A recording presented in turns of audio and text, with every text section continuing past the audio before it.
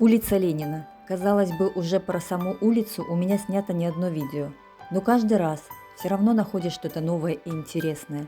Наш город как шкатулка с драгоценностями. Вроде бы все ценно и знакомо, но открывая в очередной раз, всегда видишь другим взглядом что-то новое и необычное. Так получилось и в этот раз.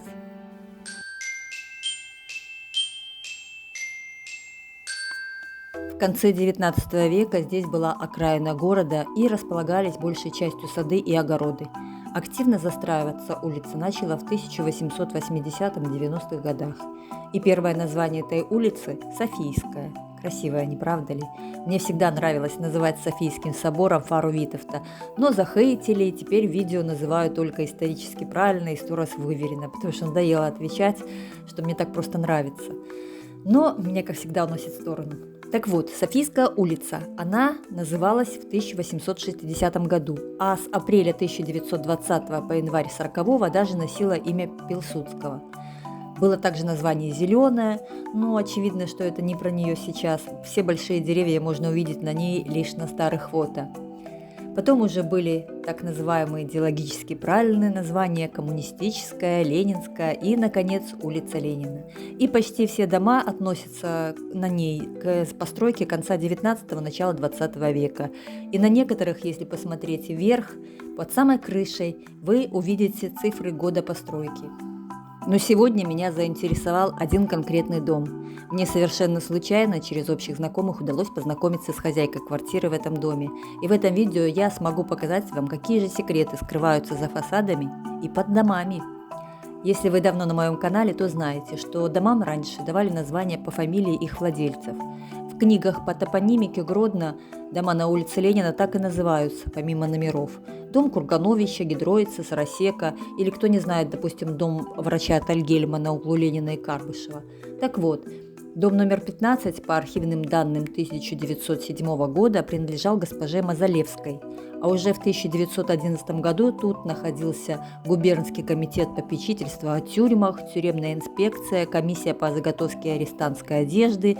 Позже уже в этом доме жил директор реального училища. В нашем городе такое было на улице Академической, сейчас это один из корпусов сельхозинститута.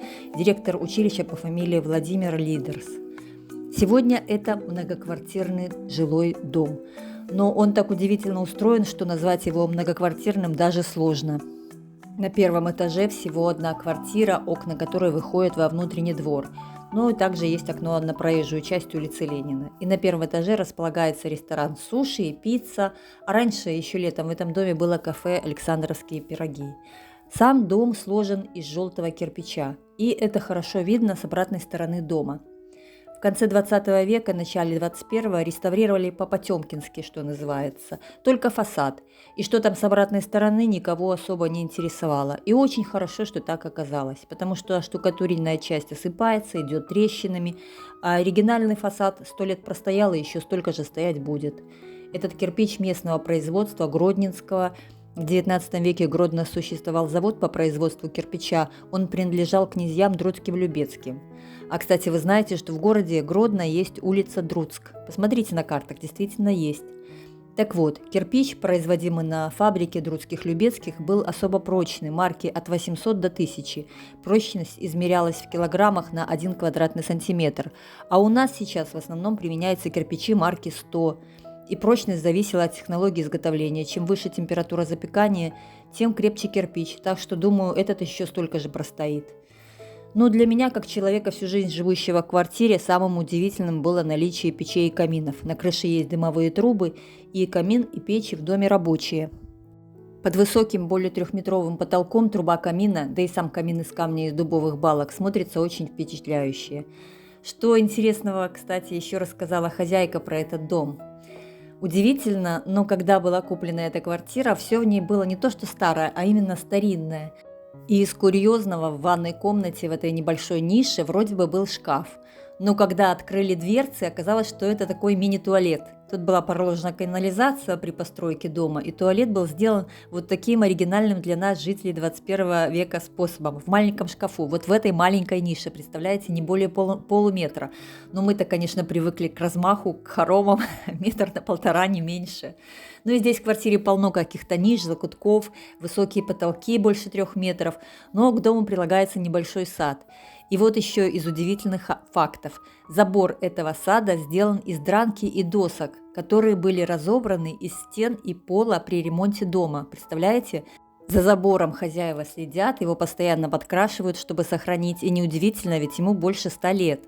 И в подъезде также старинная деревянная лестница. И так как элементы в ней все деревянные, то она и уцелела. Как мы знаем на практике, кованые элементы при реставрации почему-то заменяли на стальные прутья, либо на деревянные, даже назвать ими балясинами не могу, потому что просто деревянные палки. Вот есть во многих подъездах так. А здесь все родное, фигурно вырезанные перила и старые деревянные ступеньки, но на удивление все очень прочное.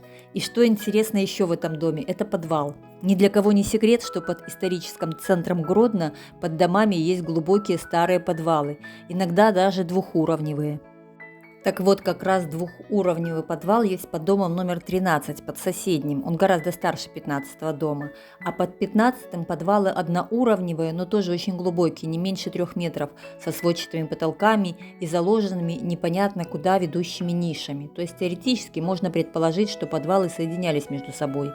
Такой пример соединения между собой подвалов на соседних домах есть в городе Гродно на улице Парижской коммуны.